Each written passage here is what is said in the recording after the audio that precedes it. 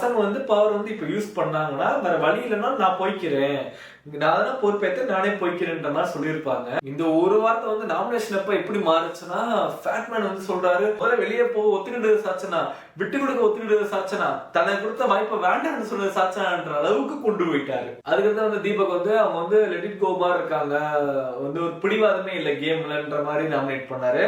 அன்ஷிதாவுமே பெரிய ஆப்பர்ச்சுனிட்டி உன் வயது இப்படி வந்துருக்க கூடாதுன்ட்டு அவங்களும் ஒரு நாமினேட் பண்ணிட்டு போயிட்டாங்க.